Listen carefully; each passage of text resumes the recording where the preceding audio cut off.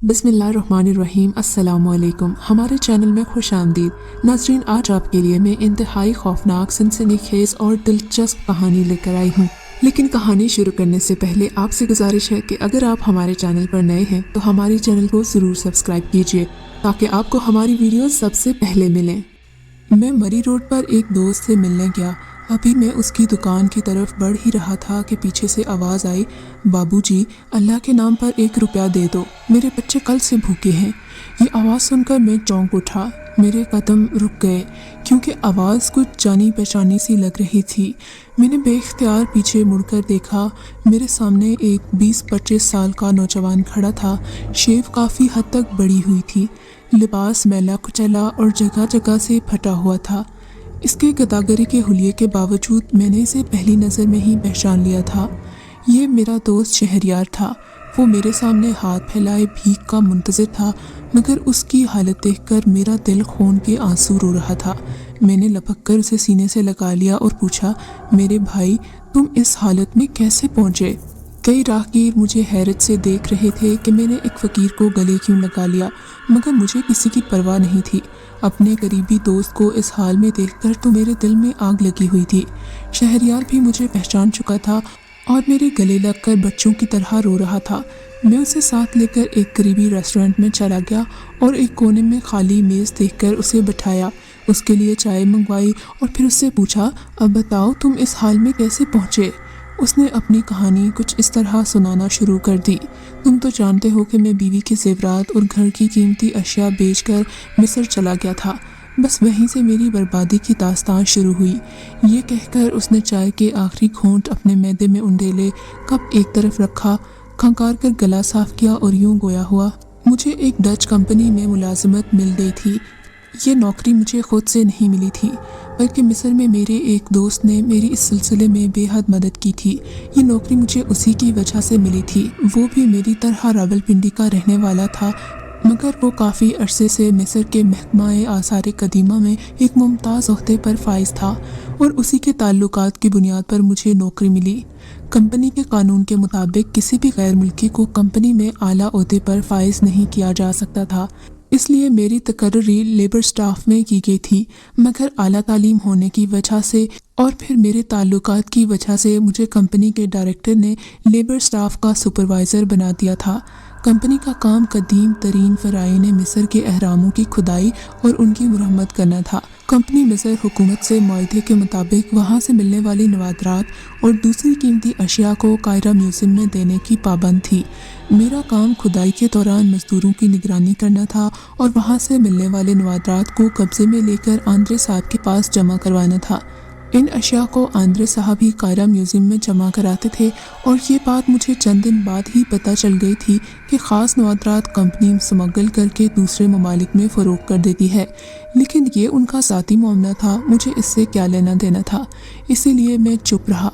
वैसे भी आंद्रे साहब मुझ पर काफ़ी मेहरबान थे और मेरा ख़ास ख्याल रखते थे। मुझे उनसे कोई शिकायत नहीं थी। वो मुझ पर अंधा एतमाद करने लगे थे। खुदाई के दौरान बेशबहा कीमती अशिया देखकर कई बार मेरे दिल में बेईमानी आई कि इन अशिया में से एक आध तो रख लूं, मगर मेरा ज़मीर मुझे इस बात की इजाज़त नहीं देता था। कंपनी के कवानीन के बाद काम के बाद खैमों में जाने वाले तमाम लेबर स्टाफ की अच्छी तरह तलाशी ली जाती थी। तलाशी लेने वाले उनके अपने आदमी थे, मगर आंद्रे साहब का मंजूर नज़र होने के नाते से मुझसे तलाशी लेने की कभी ज़रूरत ही महसूस ना की गई। इसलिए किसी चीज़ का वहाँ से ले आना मेरे लिए कोई मुश्किल काम नहीं था।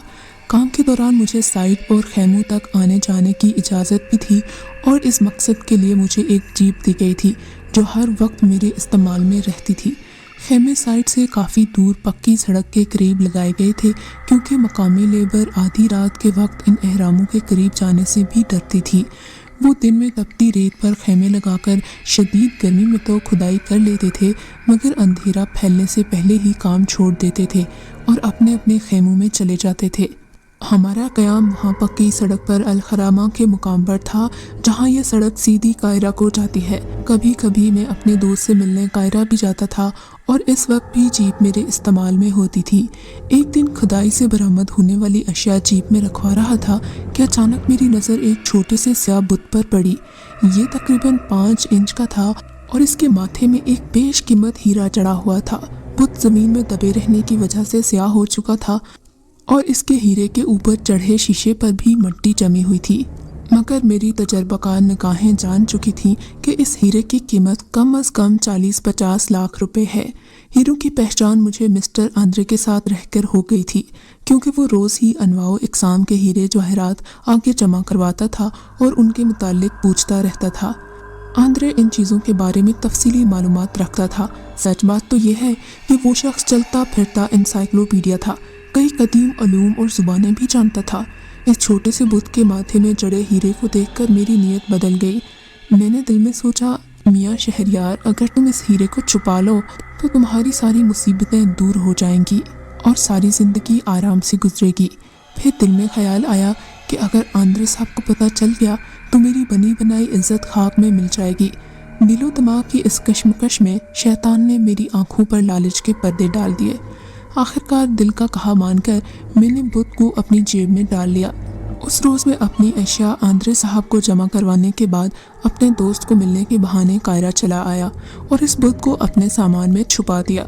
मेरा सामान उसके घर में एक कमरे में रखा हुआ था और ये कमरा मेरे दोस्त ने मुझे रिहाइश के लिए दे रखा था। मैं जब भी उससे मिलने आता इसी कमरे में रहा करता था। इस बुत को मैं किस तरह अपने साथ लाया, ये एक अलग दास्तान है। बहरहाल 2 हफ्ते की छुट्टी लेकर मैं पाकिस्तान आ गया। मेरे घर पहुंचते ही मेरी बीवी और बेटी बहुत खुश हुईं। जब वो सो गई तो मैं वो बुत लेकर गुस्ल खाने में गया। जब मैंने उस बुत को साफ़ किया तो मुझे पता चला कि वो बुत भी सोने का बना हुआ है। खुशी के मारे मेरे हाथ पाँव कांप रहे थे। मैंने बड़ी एहतियात के साथ इसके माथे में जड़े हीरे को अलग किया और एक प्लास्टिक की डिब्बी में रखकर जेब में डाल दिया ताकि सुबह इन दोनों को फ़रोख्त कर सकूं। अगली सुबह मैंने सराफा बाज़ार से एक कीमती डिब्बिया ख़रीदी और इसमें वो हीरा रखकर लाहौर के मशहूर जवाहरी शमसुद्दीन साहब के पास पहुंचा। इनसे काफ़ी अरसे से मेरी जान पहचान थी। मैंने इनसे कहा कि ये हमारा ख़ानदानी हीरा है, हमारे ख़ानदान में न जाने कितनी पुश्तों से चला रहा है, मगर अब मेरा इरादा है कि इसे बेचकर कारोबार करूं। शम्स साहब ने अच्छी तरह से हीरे को परख कर कहा, मियाँ, मैं तुम्हें इस हीरे के तकरीबन 70 लाख दे सकता हूँ। ये सुनकर मेरे चेहरे पर सख्ती फैल गई। मैंने फ़ौरन हाँ कर दी। मैं उस दिन खुशी से फूले नहीं समा रहा था। मेरे अकाउंट में 70 लाख रुपए जमा हो चुके थे। इतनी रकम मुझे ज़िंदगी में कभी नहीं मिली थी। मैंने सोने के बुत को बेचने का इरादा तर्क कर दिया और इसे अपने बैग में डाल दिया। मैंने इस रकम से एक बेशकीमत दफ्तर खरीदकर इंपोर्ट एक्सपोर्ट का काम शुरू कर दिया। जल्द ही मेरा काम चल निकला। मुझे अपने मिस्री दोस्त की तरफ से कई ख़त मिलते थे, मगर मैंने जवाब देना भी मुनासिब न समझा और एक कीमती बंगला खरीदकर उसमें मुंतकिल हो गया। एक रोज़ हस्बे मामूल नाश्ता करके अपनी बेटी को स्कूल ड्रॉप करके दफ्तर पहुंचा तो मेरे कमरे के बाहर खड़े चपरासी ने मुझसे पूछा, आपको किससे मिलना है? मुझे उसकी बात पर गुस्सा आ गया। सलाम करने के बाद दरवाज़ा खोलने की बजाय मुझसे इस लहजे में बात कर रहा है जैसे कि मैं इस दफ्तर में मेहमान हूँ। मैंने चपरासी को थप्पड़ दे मारा और कहा, मेरी बिल्ली मुझे ही में हूँ, तुम अंदर आओ, मैं तुम्हें अभी नौकरी से निकालता हूँ। ये कहकर मैं गुस्से से दरवाजे पर लात मारकर अंदर दाखिल हो गया, मगर अपनी कुर्सी पर बैठे शख्स को देखकर मेरे होश उड़ गए। मेरा ऊपर का सांस ऊपर और नीचे का नीचे रह गया, क्योंकि वो हूबहू मेरे ही जैसा था, या फिर यूँ कहना चाहिए कि मेरा हमशक्ल था। उसे देखकर मैंने हैरत और गुस्से से पूछा, तुम कौन हो? उसने बड़ी मतानत से जवाब दिया, मेरा नाम शहरयार खान है, आपको किससे मिलना है? ये जवाब सुनकर मेरे पाँव तले से ज़मीन निकल गई। मैंने उसे कहा, शहरयार खान तो मेरा नाम है, ये दफ्तर भी मेरा है, तुम किससे मिलने आए हो? ये सुनकर उसने मेरे पसंदीदा ब्रांड का सिगरेट निकाला और इसे होंठों में दबाकर सुलगाकर एक लंबा कश लगाया और बोला, शक्ल से तो आप पागल नहीं लगते, फिर भी अपनी तसल्ली कर लें। ये कहकर उसने मेरी मेज़ की दराज में से आईना निकालकर मेरे सामने कर दिया। आईने पर नज़र पड़ते ही मैं चौंक गया। ये शक्ल तो मेरी वाकई नहीं थी, ये कोई और ही शक्ल थी। अब मैं समझा कि चपरासी ने मुझे क्यों नहीं पहचाना। मैं इस बात पर हैरान भी था कि अभी कुछ देर पहले ही मैं अपने बंगले के आईने में देखकर आया था। इस वक्त तो मेरी शक्ल ठीक थी। मैं इस बात पर परेशान भी था क्योंकि इस फ्रॉडिया ने मेरा सब कुछ लूट लिया था, और वो भी ऐसे तरीके से कि कोई मेरी बात का यकीन भी नहीं करेगा। मुझे परेशान देखकर उसने बैल बजाई दूसरे ही लम्हे चपरासी अपना गाल सहलाता हुआ अंदर आ गया। शायद इसे अभी तक दर्द हो रहा था। चपरासी को देखते ही मेरे हमशक्ल ने कहा, हर एरे गरे को बगैर इजाज़त अंदर न आने दिया करो, इसे धक्के देकर बाहर निकालो और आइंदा ख्याल रखना, वरना नौकरी से निकाल दूंगा। फिर इससे पहले कि चपरासी मुझसे अपनी बेइज्जती का भी बदला लेता, मैं पाँव पटकता हुआ दफ्तर से बाहर निकल आया। अब मेरा रुख पार्किंग की तरफ था ताकि अपनी गाड़ी निकालकर मैं पुलिस स्टेशन जा सकूं। वहाँ मेरा एक दोस्त इंस्पेक्टर रियाज था। मैं इससे मिलकर मशवरा करना चाहता था, मगर मेरी गाड़ी भी पार्किंग से गधे के सर से सींगों की तरह गायब थी। मैं फ़ौरन टैक्सी लेकर अपने दोस्त इंस्पेक्टर के पास पहुंचा और उसे तमाम बात बताई, मगर उसने भी मेरी बात पर यकीन नहीं किया और कहा, यह कैसे हो सकता है कि तुम्हारी शक्ल बदल गई हो, और ये आइडिया किसी फिल्म की स्टोरी के लिए तो मौजू है, मगर हकीकत में ऐसा नहीं हो सकता। तुम मेरे दोस्त शहरयार पर इल्ज़ाम लगा रहे हो। वो बहुत शरीफ आदमी है। इससे पहले कि मैं तुम्हें गिरफ्तार कर लूँ, तुम यहाँ से चले जाओ। ये सुनकर मैं वहाँ से भी लौट आया। अपने बंगले पर गया तो चौकीदार ने भी मुझे पहचानने से इनकार कर दिया। मेरे इसरार पर उसने मेरी बीवी को बुलवाया तो उसने भी मेरी बात सुनने से इनकार कर दिया। बार बार मेरे जहन में ख्याल आता कि शायद मैं पागल हो गया हूँ और अपने आप को शहरयार खान समझ रहा हूँ। फिर मैं सोचता कि अगर मैं पागल होता तो फिर मुझे कुछ याद न रहता। मैं परेशानी के आलम में सारा दिन सड़कों पर फिरता रहा और थक हार कर रात को एक दुकान के आगे फट्टे पर लेट गया। नींद मेरी आंखों से कोसों दूर थी। नींद आती भी तो कैसे, मैं तो अंगारों पर लौट रहा था। मेरा सब कुछ लुट गया था। मैं यकदम अर्श से फर्श पर आ गया था। अब मैं अपनी बर्बादी पर कर भी क्या सकता था। तमाम रात रो रो कर अल्लाह ताला से दुआ करता रहा और अपने गुनाहों की माफ़ी मांगता रहा। सुबह उठकर पहली बार दिल से अपने रब के सामने सजदा रेज़ हुआ तो दिल को सुकून मिला। नमाज के बाद मैंने फ़ैसला किया कि मैं अपने हमशक्ल को कत्ल कर दूंगा। इस तरह मुझे फांसी तो हो जाएगी, मगर मेरी जायदाद मेरी बीवी और बेटी के पास ही रहेगी। ये सोचकर मैं सुबह सुबह अपने बंगले पर पहुंचा और चौकीदार से कहा, मुझे शहरयार खान से मिलना है। चौकीदार ने मुझे सर से पाँव तक घूर कर देखा कि शायद वो मेरे रवैये पर हैरान था, क्योंकि कल मैं तो इसे गालियाँ देकर गया था और ये भी कहा था कि मैं ही शहरयार खान हूँ। फिर भी वो मुंह से आज कुछ नहीं बोला, बस मुझे ड्राइंग रूम में बिठाकर मेरे हमशक्ल को इत्तला देने चला गया कि कोई आपसे मिलने आया है। कुछ देर बाद ही मेरा हमशक्ल मेरा नाइट गाउन पहने ड्राइंग रूम की अंदरूनी दरवाजे से अंदर दाखिल हुआ। उसे अपने गाउन में देखकर मेरा दिल खून के आंसू रो रहा था। रह रह कर दिल में कई वसवसे आने लगे, मगर मैं खून के घूंट पीकर रह गया। उसकी आंखों में तंज साफ नजर आ रहा था। उसने बोला, कैसे हो शहरयार खान? तो तुम इस बात का इकरार करते हो कि तुम शहरयार खान नहीं हो। ये तो तुम भी अच्छी तरह जानते हो कि मैं शहरयार खान नहीं हूँ, लेकिन फिर भी तुम मेरा कुछ नहीं बिगाड़ सकते। उसने झल्लाए हुए लहजे में कहा, मेरी ज़मीन जायदाद पर कब्जा करने वाले तुम हो कौन? मैंने तुम्हारी दौलत पर नहीं बल्कि अपनी दौलत पर कब्जा किया है। हाँ, ये और बात है कि मुनाफे में मुझे तुम्हारी खूबसूरत बीवी भी मिल गई है। इस बात की तो मुझे और भी खुशी है। ये बात सुनते ही मुझे तैश आ गया। मैंने गुस्से से कांपते हुए पूछा, मरने से पहले बता दो कि तुम्हारी लाश को कहाँ भेजना है। उसने बड़े इत्मीनान से मेरे सामने सोफे पर बैठते हुए जवाब दिया, जो भौंकते हैं ना वो काटते नहीं हैं मिस्टर शहरयार। तुम क्या मुझे मारोगे? मैं जब चाहूँ तुम्हें चूंटी की तरह मसल के रख दूँ।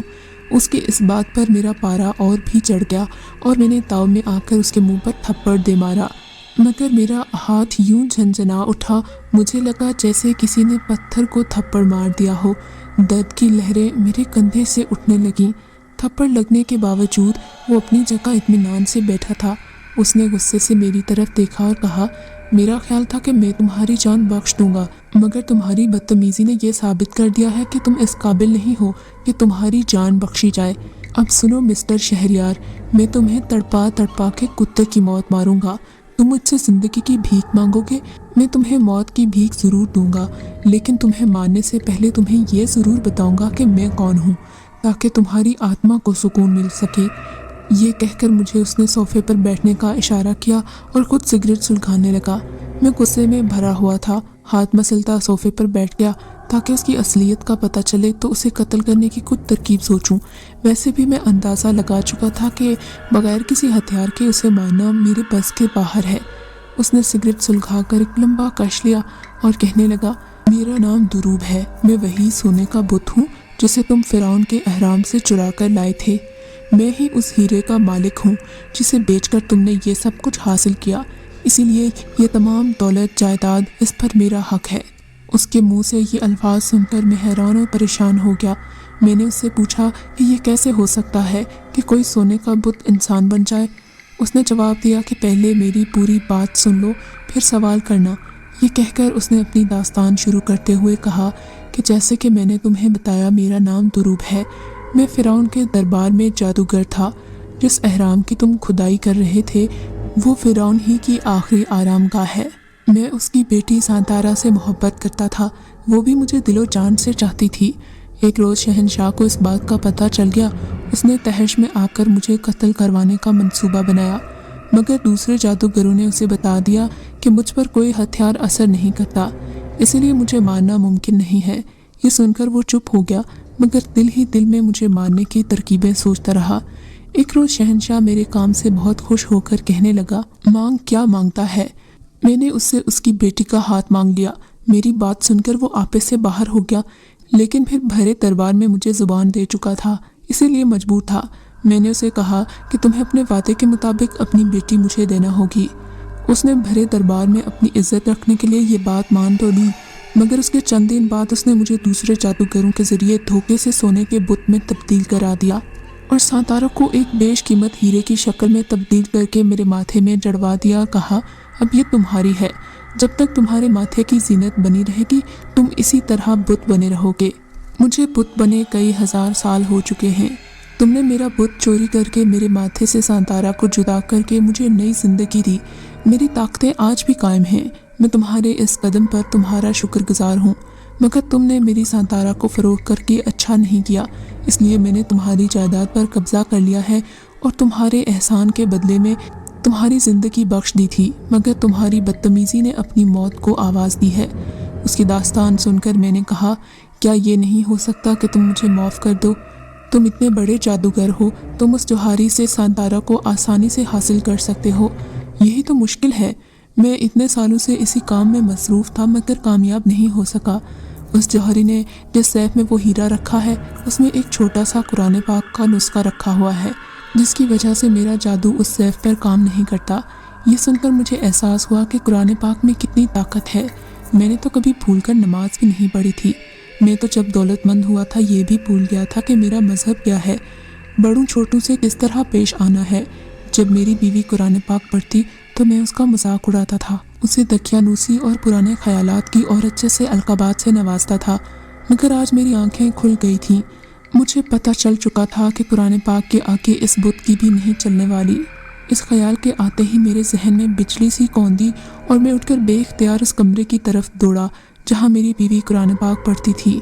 दुरूब मेरे पीछे भागा, मगर अब देर हो चुकी थी। मैंने कमरे में दाखिल होते ही कुरान पाक को उठाकर बेख्तियार चूमना शुरू कर दिया। मेरे ऐसा करने से ही वो गायब हो गया।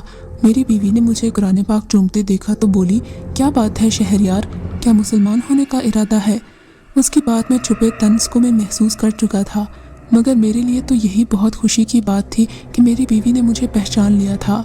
मेरी शक्ल यकीनन बदल चुकी थी। उस बुत को मैंने पूरे घर में तलाश किया, मगर मुझे कुछ पता नहीं चला। उस दिन मैं खूब सोया क्योंकि रात भर का जागा हुआ था। बस यही सोना मेरी बदकिस्मती का बायस बन गया। अगले रोज़ मैं अपने दफ्तर पहुंचा तो पता चला कि मैंने दफ्तर फरोख्त करके रकम वसूल कर ली है। मैं समझ चुका था कि ये काम यकीनन उसी का है। बैंक पहुंचा तो खाता खाली हो चुका था। चंद दिन बाद मुझे बंगला भी खाली करना पड़ा। आखिरी उम्मीद के तौर पर मैं उस जौहरी के पास गया ताकि उसे हीरे के राज से आगाह कर सकूं। जब मैंने जौहरी से बात की तो पता चला कि कल ही एक आदमी ने हीरा 80 लाख रुपए में ख़रीद लिया है। ये बात सुनकर मुझे चक्कर आ गए। ये काम उसी का था और वो अपना काम करके जा चुका था, मगर मुझे एक ऐसा ज़ख्म दे गया था जिसका भरना मुश्किल था। मैं फिर से अर्श से फर्श पर आ गया हूँ। मुझे मेरे लालच और बेईमानी की सज़ा मिल गई है। मैं अब किराए के मकान में रहता हूँ और भीख मांग कर गुजारा करता हूँ, मगर फिर भी खुश हूँ कि मेरी बीवी और बच्ची तो मुझे मिल गए। ये कहकर उसकी आंखों में आंसू आ गए और मैं सोचने लगा कि दौलत की लालच इंसान को किस कदर अंधा कर देती है। उसे अपने लालच की सज़ा मिल चुकी थी। मैंने उसकी मदद करने का सोचा और उसे इंपोर्ट एक्सपोर्ट का ही एक छोटा सा कारोबार खोलकर दे दिया। बीवी की दुआओं से और उसकी अपनी मेहनत और कोशिश से कारोबार चल निकला। वो कारोबार का पहले से भी तजर्बा रखता था और उसके कारोबार में ताल्लुकात भी काफ़ी बन चुके थे, मगर सड़क पर आने की वजह से उसे दाल रोटी की फिक्रें ही ख़त्म नहीं होती थी। मेरी मदद करने पर उसने कारोबार फिर से शुरू कर दिया था। उसे संभलने में 5 साल लगे, मगर फिर उसका कारोबार पहले से भी ज़्यादा तरक्की कर चुका था। लेकिन अब उसकी ज़िंदगी यकसर बदल गई थी। वो एक रहमदिल और आजिज़ इंसान बन चुका था। शायद वो जान गया था कि तकब्बुर करने की सज़ा बहुत बुरी। अगर आपको ये कहानी अच्छी लगी है तो इस वीडियो को लाइक कीजिए और इस तरह की मज़ीद वीडियोस देखने के लिए हमारे चैनल को सब्सक्राइब कीजिए। और हाँ, अगर आपकी किसी दोस्त, रिश्तेदार या बहन के साथ खुदा न करे ऐसा कोई वाक़या पेश आया है तो हमें कमेंट सेक्शन में उसके बारे में ज़रूर बताइए।